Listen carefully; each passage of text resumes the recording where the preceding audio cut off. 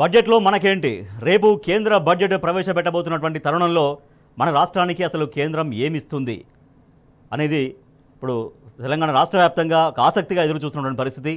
గత 10 సంవత్సరాల కాలంలో బీఆర్ఎస్ ప్రభుత్వ హయాంలో కేంద్రం నుంచి తెలంగాణకు వచ్చింది ఏమన్నా ఉందా అంటే అది గుండు సున్నా మాత్రమే. మరి కాంగ్రెస్ ప్రభుత్వం చాలా భారీగా ప్రతిపాదనలు పంపించింది. 1,63,500 కోట్ల ఆర్థిక సాయానికి ప్రతిపాదనలు పంపించింది. మరి మొదటి నుంచి కేంద్రం రాష్ట్రానికి ఏమీ ఇవ్వట్లేదని కాంగ్రెస్ పాలకులకి ఆ స్పృహ ఉందా లేదన్నటువంటి చర్చ సాగుతుంది. ఎందుకంటే ఇంత భారీ ఎత్తున ప్రతిపాదనలు పంపినా కూడా నిజంగా కేంద్రం ఆ ప్రతిపాదనలు అట్లీస్ట్ పరిశీలిస్తుందా, కనీసం దాంట్లో ఒక 5 నుంచి 10% కేటాయింపులు చేస్తుందా లేదా అనేది ఒక పెద్ద ప్రశ్నగా కనిపిస్తుంది. ఇవాళ రాష్ట్రం కాంగ్రెస్ ప్రభుత్వం 14 నెలలుగా ఉంది. సొంతంగా ఆర్థిక పరిపుష్టిని సాధించగలిగి ఉంటే, ఆర్థిక వనరుల్ని తనకు తానుగా క్రియేట్ చేసుకోగలిగి ఉంటే కనుక కేంద్రం వైపు ఇంత ఆశగా ఎదురు చూడాల్సినటువంటి దుస్థితి లేకపోయేది అన్నటువంటి చర్చ సాగుతుంది. ప్రస్తుతం మనతో రాజకీయ ఆర్థిక విశ్లేషకులు పాపారావు గారు మనతో జాయిన్ అయ్యారు. పాపారావు గారు నమస్తే. నమస్తే అండి. పాపారావు గారు, సరే రాష్ట్రం అయితే అడిగేసింది. అడగడంలో పిసినార్తనం ఎందుకు అనుకున్నదో ఏమో కానీ 1,63,500 కోట్ల భారీ ప్రతిపాదనలు అయితే పంపించింది. అట్లీస్ట్ ఆ కేంద్రం వైఖరి మొదటి నుంచి గమనిస్తూ తెలంగాణ రాష్ట్ర విషయంలో గత 10 సంవత్సరాలుగా అవలంబిస్తున్నటువంటి వైఖరిని గమనిస్తే ఏమనిపిస్తోంది? ఈ ప్రతిపాదనల్ని ఏ రకంగా కేంద్రం ట్రీట్ చేసే అవకాశం ఉన్నట్టు కనపడుతోంది? ఒకటి ఇక్కడ ప్రధానంగా బీజేపీ తాలూకు లక్షణం ఏంటంటే తను అధికారంలో లేని ఏ రాష్ట్రం పట్లైనా శీతకన్ను వేయడం అనేది బీజేపీ లక్షణంగా ఉంది. బీజేపీతో సయోధ్యగా మెలిగిన శత్రుత్వంతో ఉన్నా కానీ ఇది సేమ్. ఆ రాష్ట్రానికి సాయం చేయదు. తన అధికారంలో ఉన్న రాష్ట్రాలకు మాత్రమే నిధుల మళ్లింపు అనేది భారీగా చేసుకుంటుంది. ఈ క్రమంలోనే గత 10 సంవత్సరాల కాలంలో తెలంగాణ పట్ల చాలా శీతకన్ను వేసింది. గ్రాంట్స్ ఇన్ ఎయిడ్ దగ్గర నుంచి రావాల్సిన ఆదాయ వాటా దగ్గర దాకా రానివ్వకుండా, అలాగే అప్పులు తెచ్చుకునే దానిలో కూడా మోకాలడుతా న్యాయబద్ధంగా తెచ్చుకోవడానికి అవకాశం ఉన్నటువంటి అప్పులు కూడా తెచ్చుకోకుండా కేసీఆర్ గారు ఉండగా అడ్డుపడినటువంటి పరిస్థితి ఆ రోజు ఉంది. ఓవరాల్గా ఏంటంటే కేంద్ర ప్రభుత్వం తీరనేది తెలంగాణ వ్యతిరేక వైఖరి ముఖ్యం. అయితే కేసీఆర్ గారు చాలా మొదటి దశలో చాలా కాలం పాటు ఓర్పు వహించారు. కేంద్రంతో సాధ్యమైనంత మంచిగా ఉందామనే ప్రయత్నం చేశారు. అయితే ఇక అది సాధ్యం కాదు, మనం ఏం చేసినా వీళ్ళు ఇలాగే వ్యవహరిస్తారన్న దగ్గరే కేసీఆర్ గారు తన వైఖరిని తాను నిర్ణయించుకొని తెలంగాణ ప్రయోజనాలను గట్టిగా మనం మాత్రమే కాపాడుకోవాలి తప్పితే ఎవరు సాయం చేయరనే లెక్కకు వచ్చారు. అయితే దురదృష్టవశాత్తు ప్రజల్ని తప్పుదోవ పట్టించగలిగి కాంగ్రెస్ అధికారంలోకి వచ్చింది.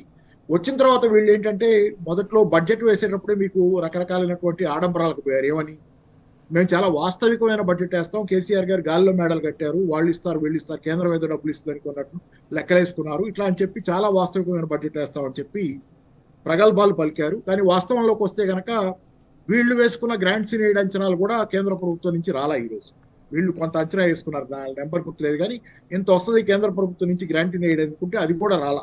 అంటే సేమ్ ట్రెండ్ కంటిన్యూయింగ్. కానీ కాంగ్రెస్ ప్రభుత్వం ఏదేదో కేసీఆర్ గారు తప్పన్నట్లుగా కేసీఆర్ గారిని చిత్రీకరించడానికి మేము చాలా వాస్తవిక అంచనాలు వేసుకుంటాం, కేంద్రం గురించి మాకు అంచనా ఉన్నట్లు చెప్పారు. అయితే వాస్తవంలో ఏంటంటే ప్రాక్టికల్ గా పొలిటికల్ గా బడేభాయ్ అంటం ద్వారా కానీ ఇతరత్ర కానీ రాష్ట్రంలో బీజేపీ నాయకులు ప్లస్ కాంగ్రెస్ నాయకుల మధ్య కుమ్మక్కుగా చూస్తే ఇతర కుమ్మక్కయ్యే ఉన్నారు. కానీ అది రేవంత్ రెడ్డి గారి పదవిని కాపాడటానికి ఉపయోగపడుతుంది తప్పితే ఆ కుమ్మక్కు రాష్ట్రానికి వనరులు తేవడానికి అది ఉపయోగపడాలి.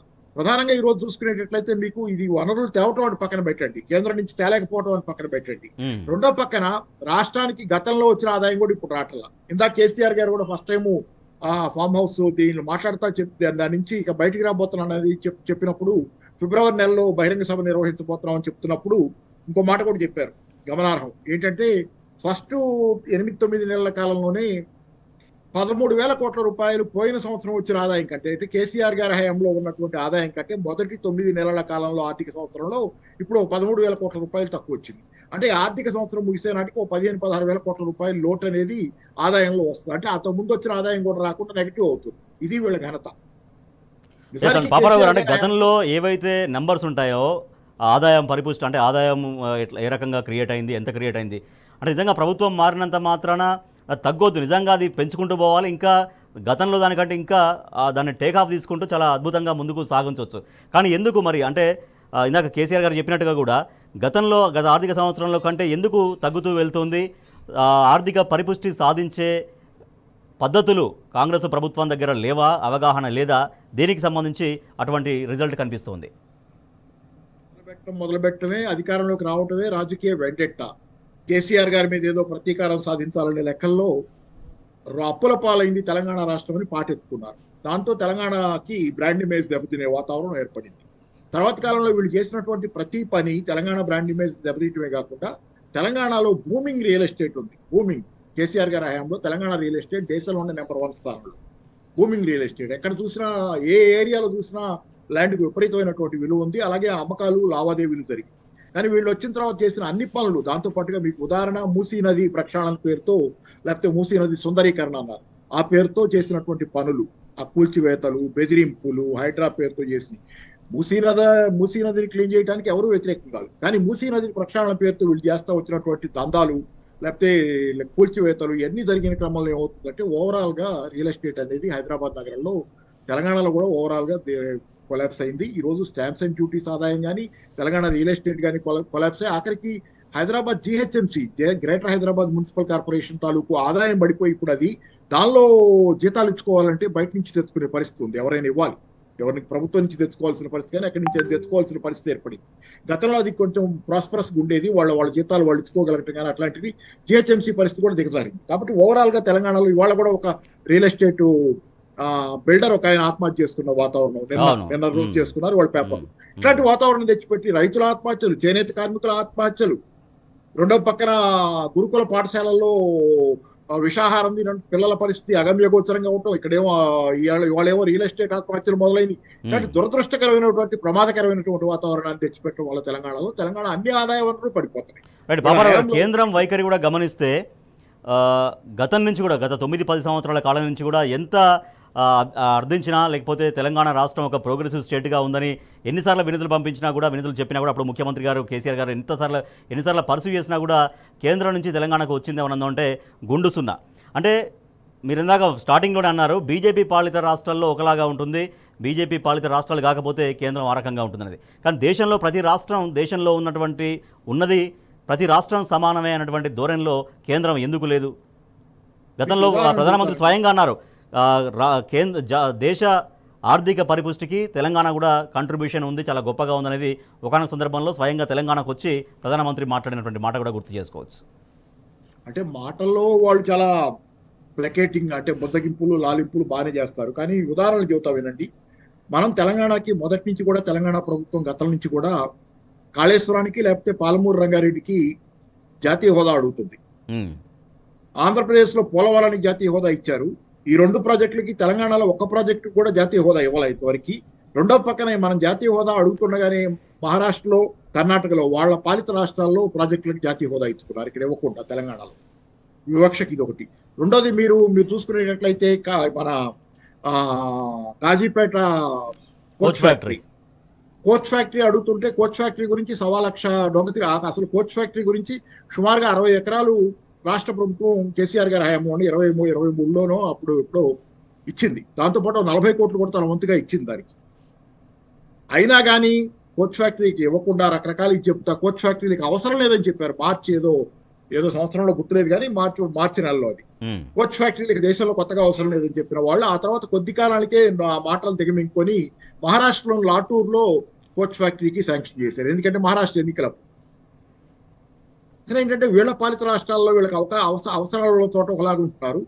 తెలంగాణ పట్ల నిరవధికంగా ఒక రకమైనటువంటి వివక్ష చూపించిన తెలంగాణ ఎదుగుదల అసాధారణమైంది కేసీఆర్ గారి హయాం. మీరు SOTR తీసుకోండి, స్టేట్ ఓన్ ట్యాక్స్ రెవెన్యూ, కేంద్ర ప్రభుత్వం నుంచి కాకుండా తన సొంత ఆదాయ వనరుల్ని తెలంగాణ రాష్ట్రం దేశంలో ఏ రాష్ట్రం లేనంత విధంగా అభివృద్ధి చేసుకుంది. దానివల్లే ఎదురు తిరిగి పోరాడగలిగింది, తన నిధుల కోసం తను డిమాండ్ చేయగలిగింది, సొంత కాళ్ళ మీద నిలబడింది తెలంగాణ. అదే కాదు, మీరు చూడండి GDPలో growth rate 12.7% average growth rate తెలంగాణది. GSDP గ్రోత్ రేటు స్థూల జాతీయ ఉత్పత్తి, స్థూల రాష్ట్ర ఉత్పత్తి 12.7%. దేశంలో సగటు కంటే అది 2% ఎక్కువ. అట్లాగే పర్ క్యాపిటల్ ఇన్కమ్ లో దేశంలో నెంబర్ 1 స్థానానికి వచ్చింది. 3,40,50,000 రూపాయలు దాటి పర్ క్యాపిటల్ తలసరి ఆదాయం. ఎలక్ట్రిసిటీ వినియోగంలో దేశంలో నెంబర్ 1 స్థానానికి చేరుకునే పరిస్థితి వచ్చింది. ధాన్యం ఉత్పత్తిలో నెంబర్ 1 స్థానానికి. అంటే రికార్డుల మీద రికార్డు. ఈ మధ్యకాలంలో ఏదో 7 సంవత్సరాల అభివృద్ధి అనేది ప్రపంచంలో ఎక్కడ జరగని స్థాయిలో, ఏ దేశంలో ఎక్కడ జరగని స్థాయిలో తెలంగాణ జరిగింది అనేది గణాంకాలు వచ్చినాయి మొన్న ఈ మధ్య ఎవరు ఇచ్చారో కానీ గుర్తులేదు నాకు. ఆ గణాంకాలు ఆథెంటిక్ గణాంకాలు. అలాగే ఎకనామిస్ట్ పత్రిక పొగిడింది కేసీఆర్ గారిని పోడి అత్యద్భుతమైన అభివృద్ధి అనేది. ఇట్లా ప్రతి వాళ్ళు కేసీఆర్ గారు సాధించిన ఒక ప్రజాస్వామిక వ్యవస్థలో ప్రజాస్వామిక పద్ధతిలో అధికారంలోకి వచ్చిన పార్టీ ప్రజాస్వామిక రీతిలో సాధించినటువంటి అసాధారణమైన అభివృద్ధిని ప్రపంచం అంతా గుర్తించింది. కానీ రేవంత్ రెడ్డి గారికి ఒక్క కళ కనపడదు. ఆ కళ్ళు మూసుకుపోయినటువంటి వైఖరి వల్లే ఈ రోజు జరుగుతున్న పరిణామాలు, దుష్పరిణామాలు, ఆయన రాజకీయాలకు ఇచ్చిన ప్రాధాన్యత, చిల్లర వ్యవహారాలకు ఇచ్చిన ప్రాధాన్యత, రాష్ట్ర అభివృద్ధి పట్ల ఫోకస్ పెట్టకపోవడం అనేది దురదృష్టకరం. ఈ రోజు రాష్ట్రం ఏంటంటే అదో ముఖ్యంగా ఉంది. కేసీఆర్ గారు చెబుతున్నారు అన్ని రంగాల్లో ఈ రోజు మనం వెనకబడిపోతున్నాం, అన్ని వెనకబడుతున్నాం. ఈ రోజు ఒకటి కాదు, సమస్త రంగాల్ని కోల్దోస్తున్నారు ఈ రోజు. కాబట్టి ఏంటంటే ఒక అద్భుతాన్ని చూసింది తెలంగాణ కేసీఆర్ గారి హయాంలో. దానంతా ఈ రోజు అదొక ఫిజిల్ అవుట్ అవుతున్నటువంటి పరిస్థితి. ఓకే పాపారావు గారు, 1,63,500 కోట్లకు పైగా ఆర్థిక సాయాన్ని ప్రతిపాదనలు పంపించింది, డిమాండ్ చేస్తుంది రాష్ట్ర ప్రభుత్వం.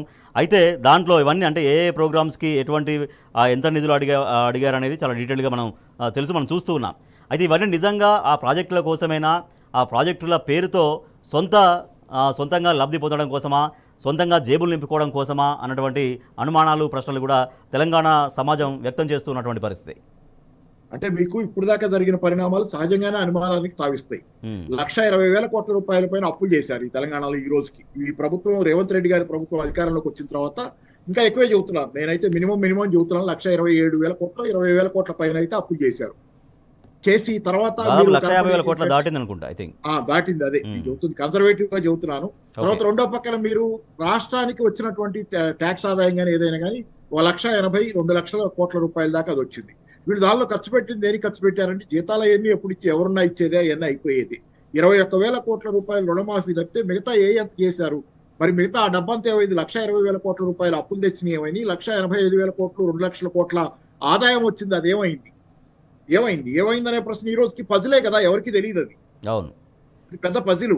మరి ఇప్పుడు 1,63,000 కోట్లు మళ్ళీ అడిగారంటే దేనికి? మీరేమో రుణమాఫీ చేయడానికి మీ దగ్గర డబ్బులు లేవు అంటారు, రైతు భరోసా ఇవ్వడానికి డబ్బులు లేవు, డబ్బులు వస్తే చేస్తాము లేకపోతే అంతే ఇంతే ఉన్నాయి అంటారు. మూసీ నదికి మాత్రం 1,50,000 కోట్ల రూపాయలు లెక్కలు చెబుతారు. అలాగే ఫ్యూచర్ సిటీ అని ఇంకో 1,50,000 కోట్ల రూపాయలు చెబుతారు లెక్క. ఇవన్నీ ఆ డబ్బులు ఎక్కడి నుంచి వస్తున్నాయి? మీకు 1,50,000 కోట్లు లెక్క వేయగలిగిన వాళ్ళు కొన్ని వేల కోట్ల రూపాయలతో అయిపోయి రైతు భరోసానో లేకపోతే రుణమాఫీని ఎందుకు చేయటం? అంటే ఏంటంటే ఇక్కడ అంతా జరుగుతుంది వాళ్ళకి ఎక్కడైతే నొల్లుకోవటానికో లేకపోతే ఇంకో రకంగానూ అడదోవలో పోవడానికి అవకాశం ఉంటుంది అక్కడ ఒకలాగా జరుగుతుంది, రెండు చోట్ల ఇంకోలాగా జరుగుతుంది. ప్రజల దగ్గరికి వచ్చేసరికి అన్ని కష్టాలు గుర్తొస్తున్నాయి. అంటే మీరు చెప్తున్నట్టుగా ఒక అప్పు తీసుకొచ్చారు అంటే సరే, అది ఎన్ని వేల కోట్లైనా ఏం తీసుకొచ్చినా కూడా దానికి సంబంధించినటువంటి ఒక ఫలితం కనపడాలి. అది అభివృద్ధి కార్యక్రమాల రూపంలో డెఫినెట్గా కనపడాలి, ఏదైనా సంక్షేమం రూపంలో రిఫ్లెక్ట్ కావాలి. దాదాపుగా 1,50,000 కోట్లు ఒక సంవత్సర కాలంలోనే కాంగ్రెస్ ప్రభుత్వం చేసిందంటే రాబోయే రోజుల్లో, రాబోయే ఇంకా 4 సంవత్సరాల్లో ఎంత అప్పు చేస్తున్నటువంటి బిగ్ క్వశ్చన్ ఒకటైతే, మరి తీసుకొచ్చినవన్నీ ఎక్కడ రిఫ్లెక్షన్ కావట్లేవు, అభివృద్ధి రూపంలో కనిపించట్లేవు, సంక్షేమ రూపంలో కనిపించట్లేవు. అవన్నీ అట్లా ఉంటే మళ్ళీ కేంద్రం నుంచి 1,00,000 కోట్లు ఇవన్నీ కూడా ఎందుకోసం, ఎవరి కోసం? ఆ రిజల్ట్స్ కనపడనప్పుడు ఇంత భారీ డిమాండ్లు ఎందుకు, ఇంత భారీగా అప్పులు చేయడం ఎందుకు అన్నటువంటి క్వశ్చన్ కూడా వస్తుంది పాపారావు గారు. అది పెద్ద క్వశ్చన్ మార్కేనండి. ఎందుకంటే కేసీఆర్ గారి మీద రకరకాలుగా దుమ్మెత్తిపోస్తే వీళ్ళు ఇన్ని కోట్లు 1,00,000 కోట్లు అప్పు చేశారని చెప్పి నిజానికి కనపడుతుంది. కాళేశ్వరం ప్రాజెక్ట్ కనపడుతుంది, మిషన్ భగీరథ, మిషన్ కాకతీయ, ఇలా అన్ని ఆస్తుల రూపంలో విద్యుత్ రంగంలో పెట్టిన ఖర్చు, విద్యుత్ రంగాన్ని ఎస్టాబ్లిష్ చేయడానికి 24 గంటల కరెంట్ ఇవ్వడానికి పెట్టిన ఖర్చు, ఇలా ప్రతి రంగంలోనూ ఆస్తులు కల్పించి కేసీఆర్ గారు చూపించారు. తను తెచ్చిన అప్పుకి సరిపడా దానికి మించి కూడా ఈ రోజు ఆస్తుల విలువ ఉంది. ఆయన తెచ్చిన అప్పులకి మించి ఆస్తుల విలువ తెలంగాణలో ఈ రోజు ఉంది. కానీ వీళ్ళు తెచ్చిన అప్పులకి ఏం చేశారు? మీరు ఒక ప్రాజెక్ట్ చూపించండి. ప్రాజెక్టులన్నీ అలాగే మూలబడి ఉన్నాయి, ఒక్క ప్రాజెక్ట్ కూడా అంగుళం ముందు కదలటలా. నిన్న ఇవాళ వచ్చింది, విద్యుత్ బిల్లులు కట్టక మీకు అది ఎత్తిపోతల పాలమూరు అనుకుంటుంది, దాని అవన్నీ ఇదే పరిస్థితి వచ్చింది, మోటార్లు ఆగిపోయే పరిస్థితి. ఇట్లాంటి పరిస్థితులన్నీ వస్తున్నాయంటే వాస్తవానికి ఏం చేస్తున్నారు? ఈ డబ్బులన్నీ ఏమవుతున్నాయనే ప్రశ్న సహజంగానే ఉంటుంది. కాబట్టి ఏంటంటే ఇక ఎన్నో క్వశ్చన్ మార్కులు. అంటే మనం వైల్డ్ గా కామెంట్ చేయలేం కాబట్టి కామెంట్ చేయకపోవటమే కానీ రకరకాలుగా అనుకోవటానికి, అన్ని రకాలుగా అనుకోవటానికి అవకాశం ఉన్నటువంటి, వ్యక్తిగత ఆరోపణలు చేయడానికి, అవినీతి గురించి మాట్లాడటానికి అవకాశం ఉన్న సందర్భం ఇది. రైట్ బాబారావు గారు, అంటే ఇప్పుడు కాంగ్రెస్ నుంచి 8 మంది ఎంపీలు ఉన్నారు, బీజేపీ నుంచి 8 మంది ఎంపీలు రాష్ట్రం నుంచి లోక్సభకు ప్రాతినిధ్యం వహిస్తున్నారు. ఇవాళ ఆ ఎంపీల పైన తెలంగాణ ప్రయోజనాలను కాపాడే విధంగా ఎంత బాధ్యత వాళ్ళపైన ఉంది? ఆ బాధ్యతను నెరవేరుస్తారు అని ఏమైనా ఆశించవచ్చా తెలంగాణ ప్రజలు? అంటే 8+8 అయితే 16, 8 - 8 0. అవును, అది కూడా ఒక ఈక్వేషన్ ఉందిగా. అదే మరి వాళ్ళిద్దరు కలిసి మైనస్ అయ్యారు ఇప్పుడు. ఇద్దరు కలిసి 8-8, 8+8 కాదు, 8+8 పోయి కేంద్రం నుంచి డబ్బులు తెచ్చుకుంటే మంచిదే. రాష్ట్రాల అభివృద్ధికి ఏదో తమిళనాడులో డిఎంకే అన్న డిఎంకే మామూలుగా కొట్లాడుకున్నా రాష్ట్రం దగ్గరికి వచ్చేసరికి కలిసి ఉంటాయి. అలా ఉంటే బాగుండేది ఎవరున్నా కానీ. కానీ వీళ్ళిద్దరూ 8-8 అంటే కుమ్మక్కైపోవడం వల్ల జరిగింది. 8-8 0 అయింది అది. కానీ ఏంటంటే ఈ రాష్ట్రంలో వీళ్ళిద్దరు కుమ్మక్కైపోయి బండి సంజయ్ గారు ఎవరు కాల కొంత ఈటెల రాజేందర్ అప్పుడప్పుడు మాట్లాడుతున్నారు జనం తరఫున మూసి వ్యవహారంలో కానీ వీటిలో కానీ మాట్లాడుతున్నారు, ఆయన చేయగలిగింది. మిగతా ఎవరు అసలు ఆ పార్టీలో ఎవరేం పని చేస్తున్నారు, ఎవరేం చేయట్లా. ప్రతి వాళ్ళు మరి ఎందుకు చేస్తున్నారో ఏ లబ్ధి కోసం చేస్తున్నారో కానీ రేవంత్ రెడ్డి గారికి కొమ్ముగాయటంలోనే వాళ్ళ కార్యక్రమం మొత్తం అయిపోతుంది. అంటే ఎంపీలను గెలిపించారు తెలంగాణ ప్రజలంటే ఖచ్చితంగా మా తెలంగాణ హక్కుల కోసం ఫైట్ చేశారన్న నమ్మకంతో గెలిపిస్తారు. ఆ నమ్మకాన్ని వాళ్ళు నిలబెట్టుకోవాల్సిన అవసరం ఖచ్చితంగా ఉంటుంది. అంటే ఆ దూరంలో మీరు అన్నట్టుగా ఎక్కడ తెలంగాణ రాష్ట్రం కోసం చాలా స్ట్రాంగ్గా గళం ఇప్పినటువంటి సరే చెప్పండి. బీజేపీ చేసిన ఒక ఫైట్ చూపించండి. మూసీ నది పరివాహక ప్రాంతంలో పోయి కిషన్ రెడ్డి గారు నిద్రపోయారు, నిద్ర ఇంకా లెగవల, అంతే. ఆ నిద్ర ఇంకా లెగవల, మొద్దు నిద్రపోతుంది. నిద్ర మెలకు వచ్చినప్పుడల్లా రేవంత్ రెడ్డి గారు క్షేమంగా ఉన్నారో చూసుకొని మళ్ళీ నిద్రపోతుంది. ఇంత తప్పితే బీజేపీ తెలంగాణ రాష్ట్రంలో దాని కాంట్రిబ్యూషన్ ఏంటి పోరాటంలో కానీ, తెలంగాణలో బీఆర్ఎస్ పార్టీ అడుగడుగున ప్రజా వ్యతిరేక విధానాలకు అడ్డం పడతా, ప్రజా వ్యతిరేక విధానాలను అడుగడుగున పోరాడతా, అవసరమైతే అరెస్టులు, పోరాటాలు, అన్ని రకాలైనటువంటి శాంతియుత పద్ధతుల్లో తెలంగాణ బీఆర్ఎస్ పార్టీ పోరాడుతుంది. అంటే రాజకీయాలకు అతీతంగా స్నేహం అది వేరు, కానీ రాజకీయంగానే స్నేహం అయింది. మరి దేనికి మీరు అన్నట్టుగా కాంగ్రెస్ అండ్ బీజేపీల మైత్రి దేనికోసం? అంటే ఏబీవీపీ బ్యాక్గ్రౌండ్ ఉన్న రేవంత్ రెడ్డి గారు మరి ఏమనుకుంటున్నారో, మరి ఆయన గురించి బడే భాయ్ ఏమనుకుంటున్నారో, మరి వాళ్ళకు ఉన్న లింకులు ఏంటనేది ఈ రోజు అందరికీ అర్థమవుతుంది కదా. ఇంకా అర్థం కాకపోవడానికి ఏమీ లేదు, కాబట్టి దానిలో మాట్లాడి చేయగలిగింది ఏమీ లేదు. రేవంత్ రెడ్డి గారు ఒక్కాలు బీజేపీలో ఉంది, ఒక్కాలు కాంగ్రెస్ లో ఉంది అనేది కనపడేది. ఓకే పాపారావు గారు, అయితే కేంద్రానికి మొదటి నుంచి అనేక ముఖ్యమైనటువంటి ఒక పాలసీ మ్యాటర్స్లో విధానపర నిర్ణయాల్లో బీఆర్ఎస్ ప్రభుత్వంగా అప్పుడున్నప్పుడు సార్ రాజకీయంగా సిద్ధాంతాలు వేరున్నప్పటికీ కూడా దేశ ప్రయోజనాల దృష్టి అనేక అంశాల వారీగా పూర్తిగా సపోర్ట్ చేస్తూ నిలబడ్డారు. అయినా కూడా తెలంగాణ పట్ల వివక్ష చూపిస్తూ వచ్చింది కేంద్రం. కారణం ఏంటి అంటే ప్రధానమంత్రి మోడీకి తెలంగాణ వ్యతిరేక వైఖరి దేనికోసం ఉంది? మోడీ మొదటి నుంచి తెలంగాణ వ్యతిరేక వైఖరే కదా. ఆయన పోరాటాలు, ఉద్యమాల పార్టీలు నచ్చవు ఆయనకి. తన రాష్ట్రం కోసం తాను చిత్తశుద్ధితో పనిచేసుకునే వాళ్ళు నచ్చరు. అబ్బానీ కోసం పనిచేస్తే, అదాని కోసం పనిచేస్తే నచ్చుతారు ఆయనకి. అదాని కోసం పనిచేయకుండా రాష్ట్రం కోసం కేసీఆర్ గారు పనిచేసుకున్నారు కాబట్టి, అదానిని అడుగు పెట్టకుండా అడుగడుగునా అడ్డం పడ్డారు కాబట్టి కేసీఆర్ గారు నచ్చలా ఆయనకి. అంతేగాని కేసీఆర్ గారు వేరే ఏం కాదు. ఇంకా దీనిలో ఒకటే కారణం, ఎంత ఎదురెదురు పోయి ఎన్ని రకాల వాళ్ళకి మంచిగా ఉండడానికి ప్రయత్నం చేసినా, జాతీయ స్థాయిలో అధికారంలో ఉన్న పార్టీ, ఆ కేంద్రంలో పార్టీ కాబట్టి దాంతో మనం మంచిగా ఉందాం, రాష్ట్రాలను అభివృద్ధి చేసుకుందాం అని ఎంత ప్రయత్నం చేసినా ఏ మాత్రం పనిచేయకుండా నువ్వు ఏం చేసినా నాకు అనవసరం, అదాని ఎంట్రీ మాత్రం ఉండాలి, అది కాకపోతే కుదరదు అనేది. కానీ ఆ విధంగా అదాని ఎంట్రీ కుదరనేలేదు, తెలంగాణలో అడుగు పెట్టనేలేదు. కాబట్టి కేసీఆర్ గారి మీద పగ, ఆయన మీద కుట్రలు. ఈ రేవంత్ రెడ్డి గారు సాధ్యమైనన్ని ఒప్పందాలు చేసుకుంటున్నారు కదా. అదానితో అమెరికా పోతాడు, లేకపోతే దావోస్ లో కూడా ఒప్పందాలు చేసుకుంటాడు, ఎక్కడంటే అక్కడ ఒప్పందాలు చేసుకుంటాడు కదా. ఆ 100 కోట్లు మాత్రం తిరిగి ఇచ్చాడు, ఫండ్ గా తీసుకున్నాయి. అదేమో రాహుల్ గాంధీ మరీ బయటపడిపోయింది, దొరికిపోయాం అని చెప్పి విమర్శ గట్టిగా మాట్లాడితే, అంటే ఇక తప్పక ముసుగుపోయింది కదా, ముసుగుపోయిన తర్వాత బాగోదని చెప్పి ఆ 100 కోట్లు తిరిగి ఇచ్చాడు తప్పితే మిగతా అసలు 12,000, 15,000 కోట్ల రూపాయలు చేసుకున్న ఒప్పందాలు ఏవి రద్దు కాలేదు కదా. అవి రద్దు చేసుకుంటే ఏదో ప్రమాదం అని చెబుతున్నాడు. కానీ దాని ఎంట్రీ లేకపోతే ఎవరి మీదైనా కోపమే. ఆంధ్రప్రదేశ్ లో జరుగుతుంది కూడా అదే కదా. చంద్రబాబు జగన్ మీద అదాని మనిషి అన్నట్లు చాలా కాలం పాటు చేసి అదాని ఎలక్ట్రిసిటీ ఒప్పందం, దానిలో లంచాలనేది ఇది మాట్లాడి ఈయన అధికారంలోకి వచ్చిన తర్వాత ఒప్పందం రద్దు చేసుకుంటే దానికి ఏదో 2,100 కోట్లు ఏదో కట్టాలి, అది ఎందుకు అన్నట్టు మళ్ళీ నసుగుతున్నాడు ఈయన. ఎందుకంటే అదాని ఎంట్రీని నిజంగా బలంగా నిర్వహించింది కేసీఆర్ గారే, కానీ ఆయన మీద అంత ఆగ్రహం. రైట్. చివరిగా పాపారావు గారు, సరే కేంద్రాన్ని తెలంగాణ అడిగింది అదొక అంశం అయితే, రేపు ఎంతవరకు తెలంగాణను పట్టించుకుంటుంది అనేది రేపు తెలుస్తుంది కేంద్ర బడ్జెట్లో. అయితే ఇట్లా కేవలం మేము అడిగేసాము, కేంద్రం ఇవ్వలేదని ఏదో మా బాధ్యత అయిపోయిందని చేతులు దులిపేసుకోవడం కాకుండా, ఒకవేళ ప్రతిపాదనలు బడ్జెట్ కేటాయింపులో తెలంగాణకు పూర్తిగా అన్యాయం జరిగితే ఏం చేయాల్సినటువంటి అవసరం ఉంది? బీజేపీ ఎంపీలుగా, కాంగ్రెస్ ఎంపీలుగా ఏం చేయాలి? అట్ ద సేమ్ టైం పూర్తిగా కేంద్రం పైన ఆధారపడకుండా ఇక రాబోయే రోజులైనా స్వీయ ఆర్థిక పరిపుష్టి సాధించేటువంటి ప్రణాళికలు రాష్ట్ర ప్రభుత్వం ఎంతవరకు వేసుకోవాల్సిన అవసరం ఉంది? కంక్లూడింగ్ చెప్పండి. అంటే వీళ్ళు రాష్ట్ర ప్రభుత్వానికి రాష్ట్ర అభివృద్ధి, రాష్ట్ర పురోగతి కంటే కూడా వేరే ఎజెండా ఉందనేది ఈ పాటికే జనాలకి స్పష్టం అవుతుంది. కాబట్టి ఏంటంటే రేపు పొద్దున అన్యాయం జరిగితే తెలంగాణకి జరిగే అవకాశాలు ఎక్కువగా ఉన్నాయి. రైల్వే విషయంలో కూడా తెలంగాణలో రైల్వే నెట్వర్క్ చాలా వీక్ అయినా కానీ పెద్దగా మనకి చేసింది ఏమి లేదు. ఇట్లాంటి విషయాలన్నింటిలో రేపు పొద్దున పెద్దగా జరిగే అవకాశాలు లేవు. అట్లాంటప్పుడు ఏంటంటే ఇప్పుడు ఎంపీ సీట్లు ఉన్నా లేకపోయినా తెలంగాణలో బీఆర్ఎస్, కాంగ్రెస్, అలాగే బీజేపీ కొంత రాష్ట్ర స్థాయిలో వాళ్ళ జాతీయ పార్టీ లింకులు పక్కన పెట్టి ఉమ్మడిగా ఒక ప్లాట్ఫామ్ మీద ఇట్లాంటి విషయాలను అదేది తమిళనాడు తరహాలో చేయగలిగితే మంచిది. కానీ వీళ్ళకి ఆ చిత్తశుద్ధి లేదు. నిరంతరంగా ఏంటంటే రాజకీయంగా దుమ్మెత్తిపోయటమే బీఆర్ఎస్ మీద జరుగుతుంది. అదేమవుతుందంటే ఆకాశం మీద ఉమ్మేస్తే మొహం మీద పడ్డట్టు ఆఖరికి కాంగ్రెస్ పార్టీ మొహం మీదే పడి వాళ్ళు సర్వే చేసుకుంటే 67% మంది వాళ్ళకి వ్యతిరేకం, 70% మంది దాకా వాళ్ళకి వ్యతిరేకం అని చెప్పి వాళ్ళు చేసుకున్న సర్వేలో తేలిన లెక్క. ఎందుకంటే ఆకాశం మీద ఉమ్మేస్తున్నారు, వాళ్ళు అబద్ధాలు చెబుతున్నారు, ఆకాశం మీద ఉమ్మేస్తున్నారు. తెలంగాణ ప్రజలు దాన్ని పూర్తిగా 100% గుర్తించారు.